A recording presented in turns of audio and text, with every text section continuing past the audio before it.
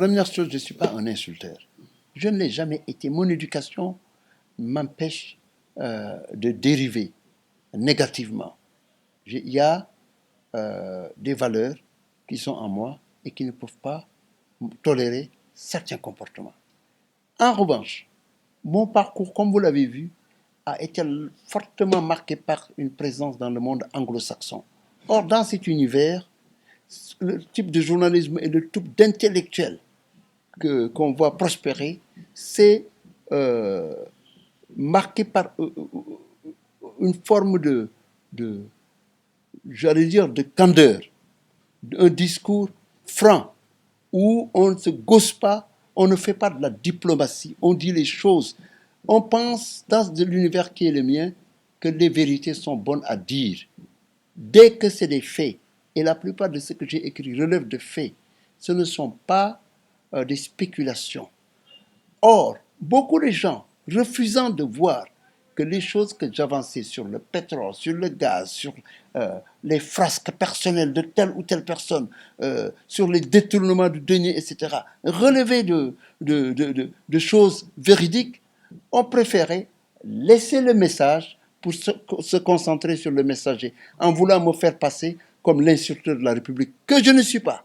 Et donc, ces gens-là doivent savoir raison garder et être amenés à comprendre qu'on ne peut pas impunément continuer à vouloir s'en prendre à l'honorabilité d'une personne simplement parce qu'on veut l'empêcher de s'exprimer ou on peut le forcer à se taire, d'une part. D'autre part, il y en a que j'ai vu carrément faire de la diffamation.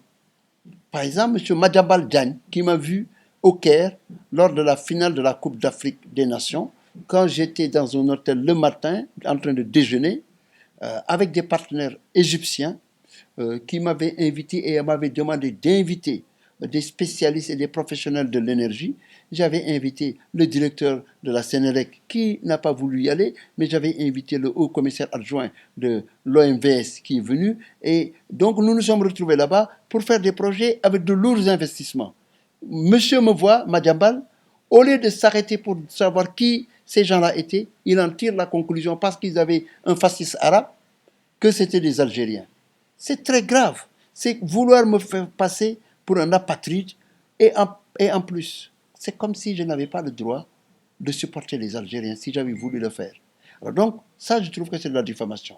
Je pense que d'autres publications, y compris celles où j'ai été un acteur de premier plan à Jeune Afrique, où j'ai été déterminant pour amener des investissements, des financements lourds à coût de millions de dollars, n'est-ce pas, se sont permis des écarts de langage, comme si faire du journalisme exigeait qu'on soit associé à une rédaction. Mes avocats ont le dossier. Mais pas seulement à ce niveau-là. Écoutez, j'ai été détenu pendant 2 mois dans des conditions inacceptables, détenus politiques retenus dans une chambre où il y avait des détenus de droit commun essentiellement, des gens dont certains avaient un parcours très problématique, certains ont tué, d'autres sont impliqués dans le trafic de drogue, d'autres sont accusés de viol, et j'en passe. Et moi qui ne suis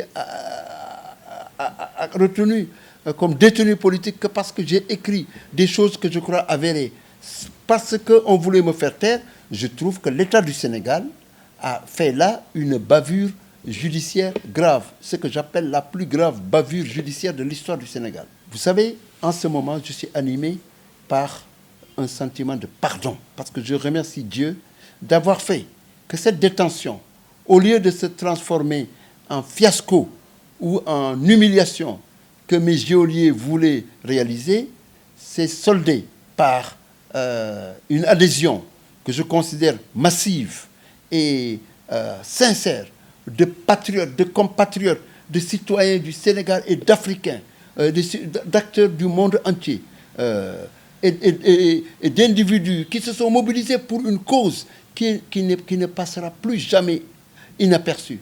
Parce que ce qui s'est passé ce jour-là, quand on est venu me prendre le 29 juillet au matin, à l'aube, à l'heure du laitier, comme si j'avais commis un crime, en jetant sur ma modeste personne une machine de répression judiciaire et policière, d'investigation criminelle, cela, c'est une insulte à la mémoire institutionnelle de ce qui est une démocratie africaine et qui a longtemps vécu en se posant comme un label démocratique dont les pays africains devraient s'inspirer. Donc, mon cas ce qui m'est arrivé, ça fera jurisprudence. Et j'espère que ceux qui ont commis cet acte paieront pour ça et que d'autres, plus jamais, ne se hasarderont à s'en prendre à qui que ce soit. Une démocratie doit être vigoureuse. Il faut un débat d'idées, il faut un débat contradictoire, il faut une adversité. C'est ça la substance, la consubstance de la démocratie. Il faut accepter cela. Et comme disent les anglophones, quand on ne peut pas supporter la chaleur de la cuisine, on en sort. D'abord, il n'y avait pas que des criminels endurcis. Il y avait aussi des gens sages, sérieux, des professionnels. Il y en a qui sont des enseignants à l'université que j'ai vus, des ingénieurs, des professeurs d'économie. J'ai vu des hommes d'affaires de grande classe. J'ai vu même de petits bandits ou criminels qui ont fait des fautes, des maladresses humaines. Donc, j'ai trouvé aussi donc, ces gens-là avec moi. Et même ces grands criminels, j'ai vu l'humanisme par certains côtés en eux.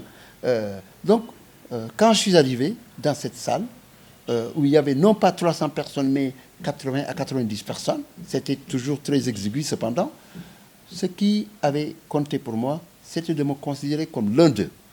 Je me suis rabaissé à leur niveau. Et ils l'ont vu. J'ai accepté de dormir dans les mêmes conditions. J'ai refusé toutes les faveurs. Mais j'ai vu que tous me traitaient avec égard, avec respect. Tous. Y compris les plus grands criminels. Même les fous.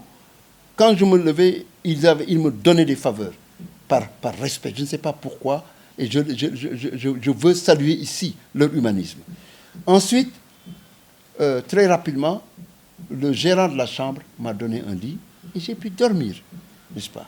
Je crois qu'il y a beaucoup de choses négatives dans le tribunal, mais il y a beaucoup de bons aspects que j'ai vus. J'ai pu redevenir plus humain en sortant de Rebeuss. Et j'ai compris que nous avions un devoir à l'égard de ces gens-là.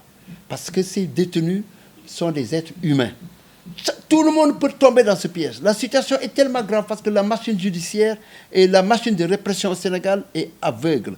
Il vous suffit d'entrer dans un taxi avec un taximan qui a un chanvre indien. Quelqu'un vous donne un billet, un faux billet, ou quelqu'un vous téléphone après avoir commis une petite erreur et on vient vous prendre. On peut vous jeter là-bas. J'ai vu des gamins se bagarrer et se retrouver là-bas pendant 1-2 ans. Voyez-vous, je crois qu'il faut revisiter la situation des détenus. Guy-Marie Sagna a été remarquable en détaillant les conditions de vie à Rebeuss et dans les prisons du Sénégal. Ce que je voulais dire, il faut passer maintenant à l'acte. Il faut faire des choses qui vont créer une jonction entre ceux qui sont dehors et ceux qui sont dedans. Et je pense que l'une des choses que je recommande, pour laquelle je suis disposé à militer, serait qu'on instaure une journée du prisonnier. Je crois que la meilleure date est toute trouvée. Ce devrait être le jour de la mort des 2 jeunes Sénégalais, Cheikh Ndiaye et Babacar Mané, ou Cheikh, qui sont morts suite, n'est-ce pas, parce qu'ils ont été électrocutés. Il faudrait créer ça. Je pense qu'il faudrait également, à l'occasion de cette journée du prisonnier, ouvrir les portes des prisons, permettre dans la formation civique des jeunes Sénégalais qu'ils aillent dans les prisons, qu'ils parlent avec les prisonniers, qu'ils sachent c'est quoi ce qui se passe dans les prisons, de sorte que ces gens-là se sentent partie, n'est-ce pas, de la communauté. Il faut cependant que les vrais criminels, qu'on fasse attention, parce que j'ai entendu des gens se poser comme des militants de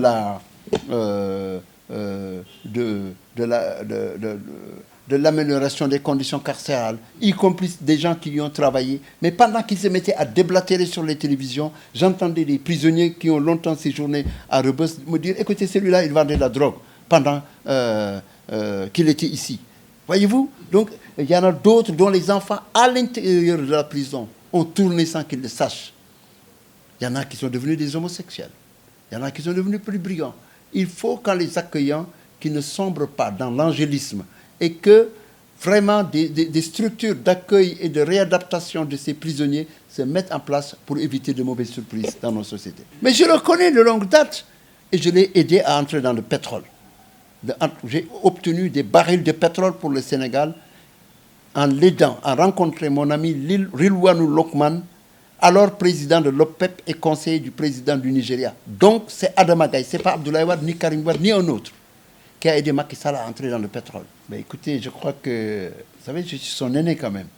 Vous savez, Macky, c'est assez bizarre, mais vous savez, quand on se voit jusqu'à présent, je crois que l'un et l'autre, on rigole. Je ne suis pas quelqu'un qui est dans ses considérations personnelles. Mais il y a des questions fondamentales sur lesquelles, et il faut qu'ils le comprennent, le débat aura lieu. Une fois qu'on s'entend sur ça, une fois qu'on s'entend que la démocratie n'est pas négociable, que le règne de la liberté d'expression, ce n'est pas négociable, que la justice, ce n'est pas négociable, que l'état de droit, ce n'est pas négociable, que la bonne gouvernance des ressources naturelles, ce n'est pas négociable, que la lutte contre l'ethnicisme, les tendances confrériques et autres, ce n'est pas négociable. Une fois que tout cela s'est accepté, mais je pense qu'on peut s'asseoir autour d'un verre de thé, ou pourquoi pas manger, comme diraient les poulards, un attirilako, un terek-boum. Mais écoutez, je viens du monde anglo-saxon surtout, je vous ai dit. On ne se met pas à dire les vérités ne sont pas bonnes à dire. Les vérités sont bonnes à dire. Que ce soit en France, aux États-Unis et partout, ça se dit. Même en Afrique, ici, ça se dit. Il faut éviter cette tendance superficielle et fausse, hypocrite, qui commence à transpercer cette société sénégalaise, consistant à vouloir dire on ne doit pas dire ça. On doit les dire. Les faits sont sacrés, les commentaires sont libres. C'est la première leçon qu'on donne en journalisme. Mais j'écrirai ce que j'ai vu parce que je le dois aux gens que j'ai laissés là-bas.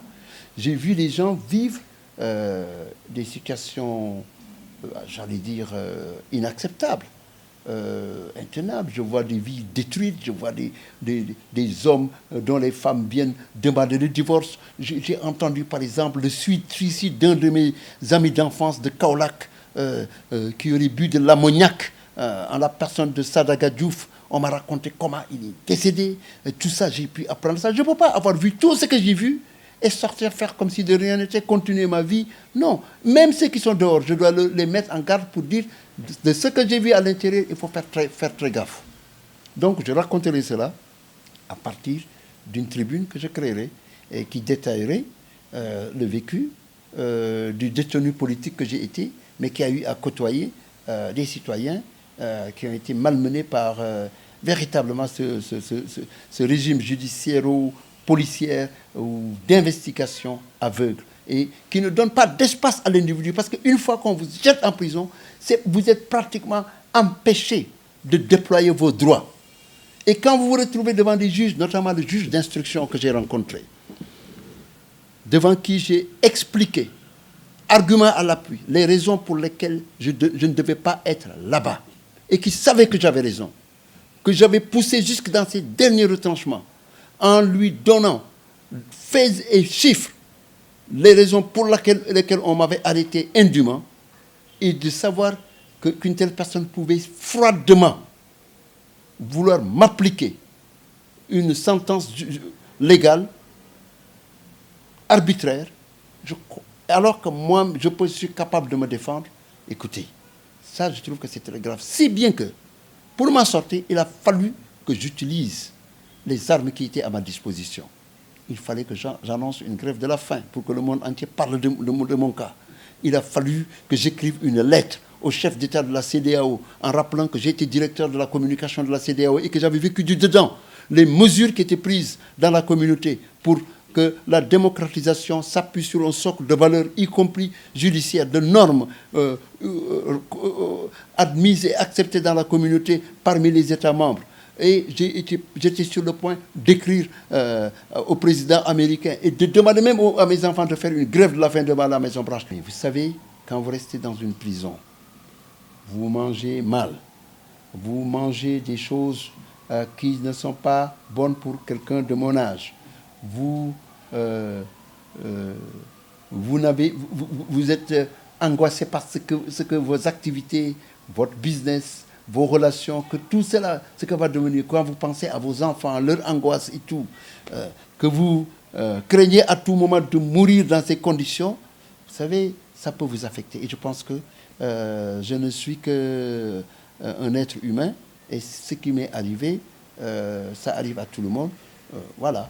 Je pense que c'est une raison additionnelle de mener le combat pour que ce qui m'est arrivé ne se produise plus jamais, ni pour moi, ni pour un autre. Surtout quand on n'a rien fait, parce que je le répète, je n'ai rien fait. Et tout ce que j'ai écrit relève de faits. Qu'on cesse de dire qu'on ne doit pas parler de frasques, on ne doit pas parler de gestion non vertueuse du pétrole et du gaz, de malversation et autres. J'en sais un bout. Et je n'ai pas parlé en l'air. C'est le mal du journalisme aujourd'hui d'avoir des gens qui préfèrent regarder ailleurs ou qui cherchent des expédients pour ne pas parler, n'est-ce pas, de ce qui est, comme on disait en Wolof, le ndeyimbil, les questions essentielles pour pouvoir, à la limite, se mettre au service du pouvoir.